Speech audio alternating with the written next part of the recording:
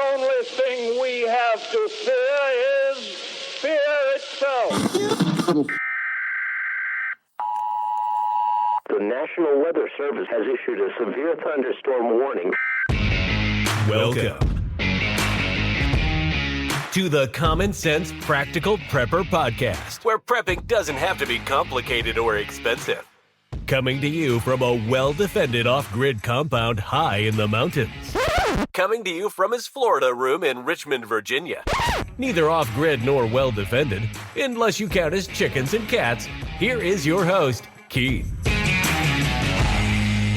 Hey all, this is Keith, and welcome back to the Common Sense Practical Prepper Podcast, December 23rd, 2025. Let's jump into the mailbag real quick. Got 3 emails I want to go over. Actually, 4. I have 4 emails I want to go over. One is about 3 weeks old now. Gentleman emailed me about the episode on the gray man, and he mentioned that the gray man concept also applies to bug out vehicles or regular vehicles. Couldn't agree more. And the great thing about that is any vehicle can be your bug out vehicle.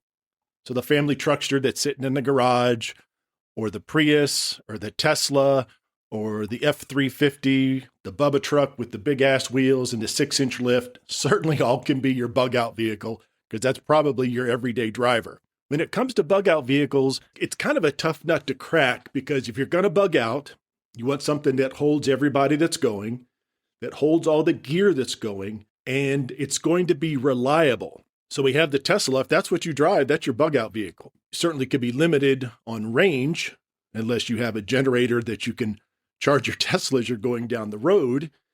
And I guess if you think about it, so if you're trying to escape a city and you're trying to be a little bit incognito or a little bit gray man in the gray car concept, you need to be not sticking out. So the Bubba truck with the big 6-inch lift and all the doodads hanging off of it, that's calling attention to yourself. But if that's what you're driving, that's what you're driving. Now, the Bubba truck's going to get you off-road. You're going to go over medians. The Bubba truck will be able to adapt to the terrain and the environment a little bit better than your little 2-door or 4-door family sedan. But the little 2-door sedan or the little Honda Civic is going to blend in 100%. So it may end up being a situation that whatever you have, you have. Now, would I love to go to one of the military supply websites and buy a deuce and a half or an MRAP? I would love that. That'd be fantastic. But can you imagine an SHTF situation, grid down, zombie apocalypse, and I come rolling out in this deuce and a half that is just going to go right through the neighborhood, blow through any checkpoints. And that I think would be the ultimate bug out vehicle. Or those Expedition Explorer things that are they have 50 wheels on them and they can drive through the Arctic and up mountains. Have you ever seen those things? I forget what they're called, but these things are absolutely enormous. Those would be fantastic. But they're about $800,000. So well outside of my budget. And hey, if somebody's listening and that's within your budget, knock yourself out. Just come pick me up when the poop hits the fan and we'll get out of here. So that was one of the emails. So another one is Faraday bags. I talked about Faraday bags, maybe a couple months ago. And they're asking, do these things actually work? Or is it still going to fry my radio or my Garmin InReach or whatever you happen to have inside your Faraday bag? My suggestion is this, and I'm not an expert on EMPs, and I don't know anyone who's an expert on EMPs because I haven't lived through one, I don't think. So get a mesh bag, not one of the plastic cheapy ones. Put your item inside it. Put your cell phone inside it. Put your Garmin InReach. Put your burner phone, your girlfriend's phone, whatever. Put that phone in the Faraday bag. Make sure it's, zipped up and sealed like it should be. And then call it. Stand back on the other side of the room or walk halfway down the block and call and find out if it rings. If it doesn't ring, then it's protected. Now, is it protected against a big EMP? I don't know. All I know is it's blocking the signals. It's not allowing the cell signal to get to it. So that's something. Another email we have, this will be the 3rd email, is they want to get their parents into prepping, but their dad says this is all doomsday nonsense. How do I sell it to him without sounding like a nut? This is how I would approach my parents or approach my dad. I would say, Dad, remember the blizzard of whatever, or you remember when we were without power, Katrina or whatever hurricane or whatever storm maybe you and your family happened to live through, and ask them if there's anything they could have done or anything you and the family could have done to make that incident a little more homey or a little more normal, whether you're without power for 1 day, 3 days, 5 days, whatever the situation may be. So just think no power, small supply chain interruption, prices go sky high. And then what you do to combat that is you start slow. Buy an extra gallon of water or an extra case or flat of water when you go to the store. When you buy your canned corn, your canned veggies, buy 2 extra cans of corn, 2 extra cans of beans, maybe $2. A container of honey. Start small, and before you know it, your dad and your family have built up a very small pantry that has a long shelf life that's going to be very welcomed if the situation arises or when the situation arises. Okay, the last email. What one food item can you buy in bulk that's inexpensive, stores forever, and their family will actually eat it during an SHTF situation? I immediately think of ramen. Ramen has a 10-year shelf life, dirt cheap, kids love it. You can do all sorts of things to it. Honey is another good item to have. Honey does not spoil. It's non-perishable. And I've got a quick story about honey. A friend of mine, this was maybe 20 years ago. She lives in Canada and she was coming down to the States. And I said, hey, as you're passing through, can you bring me some honey? Because back then I was making mead. And honey, a 5-gallon pail of honey, which weighs like 85 pounds, was $5, $5. So she purchased the honey, coming across the border, was stopped by U.S. Customs. They searched her vehicle and they found the 5-gallon pail of honey. They confiscated it. She was not allowed to bring any food into the U.S. Well, we talked about it beforehand. Honey is not a food. Honey is non-perishable. It doesn't go bad. So she didn't argue with customs. That's probably the worst thing you can do. But she just explained, look, this is a non-perishable. This is not a food, because there's a big sign, no food, no ammo, whatever, drugs, whatever it happens to be. But she tried to let customs know that it's not food. It's non-perishable. It doesn't spoil. So how can it be food in that sense? Oh, they didn't buy it for a second. Don't get me wrong. And so she walked over with customs to this big, it was like a sewer grate where they dump. I don't know where this stuff goes. Hopefully it doesn't go into a river. But they had to break the pail open with a little axe and dump 5 gallons, that probably took forever, 5 gallons of honey down this little drainage ditch. And she had to witness it and sign it. Oh yeah, he dumped my honey and I won't do it again. Slap on the wrist. I was so bummed. I digress. Honey's great. Put it in food, put it in tea, make a hot toddy. Honey goes a long way. Kids love it. Great morale booster. We'll be back after a quick break. Hey, Common Sense Practical Prepper listeners. Want reliable, long-lasting food for your preps? Augustin Farms has you covered with top-quality freeze-dried and dehydrated meals, veggies, meats and more. Shelf-stable up to 25 years, made in the USA and actually delicious. Great prices, even better product.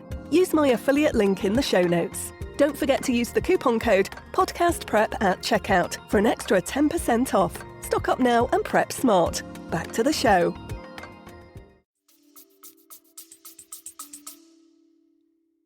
Okay, let's get into the topic at hand.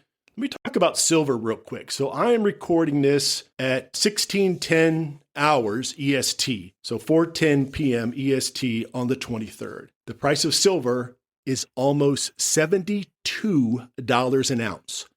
Last Thursday or Friday, I think it was like 63. It's up almost $3 an ounce today. I'm not a precious metals expert. I'm not an economic advisor, but this is insane. All the articles I'm reading, I can't get a solid reason on why silver year to date has gone from like $30 an ounce in January to 72, nearly tripled. Everybody's like, oh, supply and demand. Then everybody's like, oh, they're manipulating the market. So I can't get a real answer.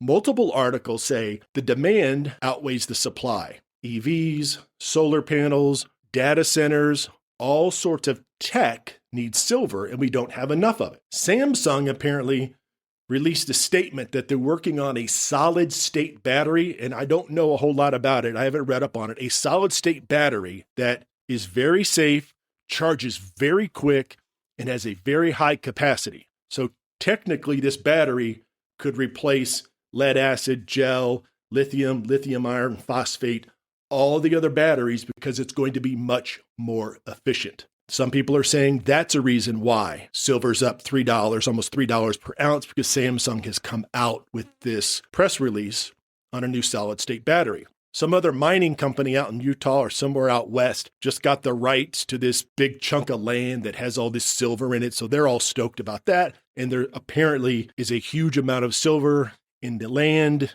out west. They're going to be able to mine it, and then everybody's going to be happy. Who knows? Who knows what that's going to do to the price other than increase it, at least for today. So we'll see what happens. They're probably several months, if not a year or two away from breaking ground and digging holes or whatever a silver mine looks like. I probably doesn't look like in the movies where guys, crawl in these little carts and with little picks and stuff like that. I'm not up on mining at all. All right, so the main topic is Timu. Timu, AliExpress, Alibaba, all of these websites in China where you can purchase really inexpensive, and it's also cheap quality of almost anything. Now, I know what you're saying. Well, Keith, isn't everything on Amazon or everything on the internet, doesn't everything come from China? For the most part, you are correct. So if you're on Amazon and you're buying a solar panel, that solar panel was probably manufactured in China. If you're buying a Stanley cup, you're buying a compass, you're buying a pair of socks, a pair of shoes, probably manufactured in China. And with these factories, there are several large factories in China, and they all make the same thing. So let's say they're all going to put out sweatshirts. They put out 5 million sweatshirts, but Champion wants their logo on it. North Face wants their logo on it. Sweatshirts.com, whatever. They want their logo on it. It's the same company, the same material, but each company wants their label on it. So the Champion sweatshirt costs $30. The North Face sweatshirt costs $105. Same material, same sweatshirt, different label, different brand. So with that said, the things you get on Timu, some of them you will find on Amazon, but some of the stuff on Timu is really cheap quality-wise and inexpensive. So what I did, I bought several things, several prepping items just to run it through the ringer and see what it's all about. So the first thing I got was a compass. It's like $1.50, and it's on the little plastic bed. It has the little ruler on it, and it is showing true north. It has a rotating bezel, has a little lanyard, a little magnifying glass so you can put it on the map. So as far as this goes, it's working now. Now, I don't know what's going to happen 6 months from now, but I'm going to keep it around and I'm going to mess around with it. I mean, there's only so many things that could go wrong with the compass. As long as it's calibrated, I guess, correctly, then it should hold true north. Now, if I get it around some other materials, some other machinery, if it starts going haywire. The other thing I purchased was lanyard with about 12 different cards on them for knots. I am not a very good knot tire. So these are about 3 inches by 3 inches. And here's some of the knot examples. They're on front and back, little drawings, the bowline knot, alpine butterfly knot, 2-half hitch, figure 8, a Hansen knot. So it can go inside your bag, clip onto your belt, clip onto your backpack, clip onto a carabiner inside the backpack. And if you ever need to practice your knot tying skills, either at home or in the field, you've got this. It was like $2.25. I got like 3 of them. One's going to go get home bag, bug out bag, and then my go bag. So each bag is going to have one. I also purchased what they called an SOS kit. And if you go to Timu, just put in SOS kit, you'll see it listed about 15 different times, all different prices, but basically all the same items made by the same company.